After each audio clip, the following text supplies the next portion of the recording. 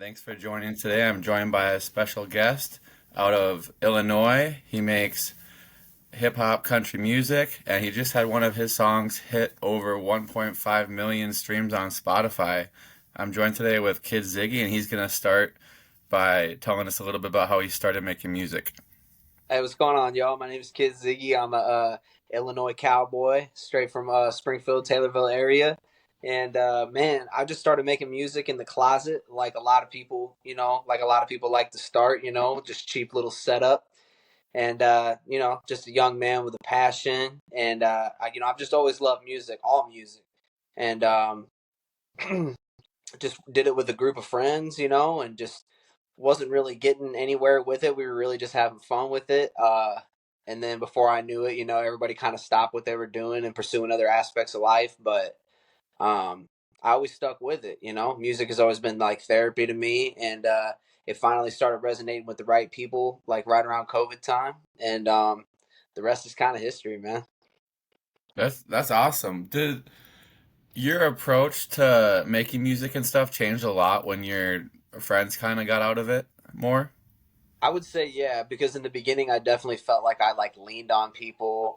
There were during like areas of discomfort, um, and just uncertainty and stuff like that. Because we didn't really know what the hell we were doing. It was just again we were having fun with it, but I've just always been kind of conscious and had confidence issues and whatnot. And so obviously the music helped with that. But like you could ask any of my old friends making music, I'm a tweaker, dude. Like every other line I was recording, I was like, fuck, does that sound good? Does this sound good? Should I keep it? Should I re-record it? Like, yeah. So when everybody kind of started falling out of it, I was definitely like, well, I got to take things into my own hands and just start executing it my own way. And yeah, it's definitely I would say it's more of a challenge, but I've never been against. I've always been up for the challenge. I've never shied away from it. So Yeah. You mentioned that you felt like it changed a lot kind of with COVID finding more people finding your music. Was there like a specific moment where you noticed that happen? yeah, definitely. So back like pre-COVID, 2019, I took a little trip to Nashville and made a country song.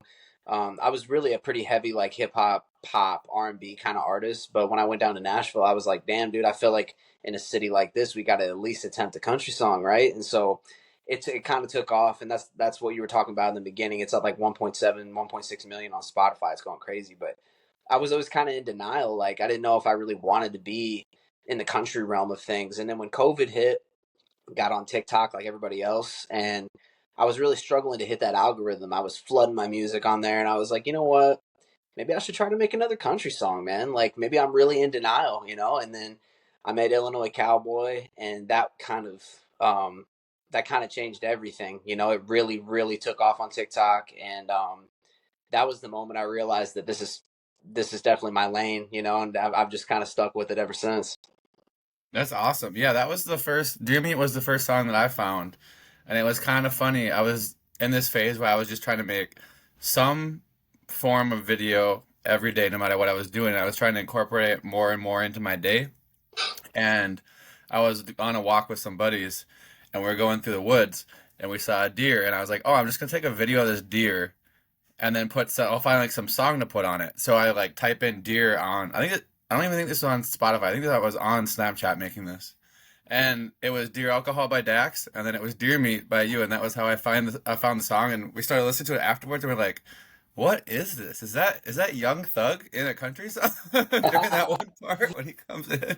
Yeah, yeah, bro. And that was me, the kid that produced it, he splits the verse with my homie Papa Luke. Me and Papa Luke started making music together, and yeah, we always kind of had that like Young Thug Future kind of influence sound because that's just like the hip hop that we were driven towards.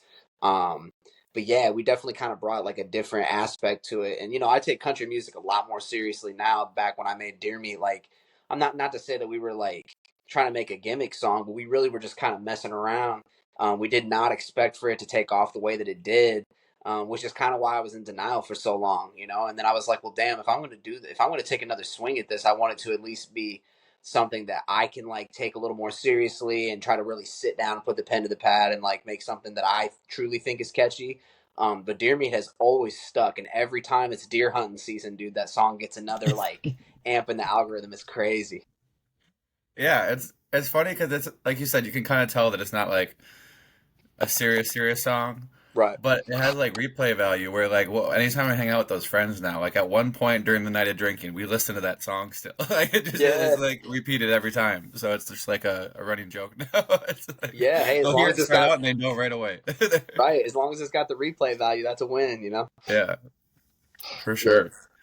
Yeah, and then I think after that, the next one I heard was Liquor's Fault with Tommy Boy, who I'd actually heard before, just because he's out of Minnesota. So, but Yeah, and dude, and I saw you honestly, guys actually had a song before that too on your other album when I was looking at your stuff. yeah, we got a couple. So like he jumped on my album, and then he actually dropped a single called Young Dumb Stupid. And yeah, dude, I've always been super cool with Tommy. I think that kid's incredibly talented, and I'm just a huge fan of the Minnesota scene. NZ Rose, Party Alone. Like I love the Twin Cities.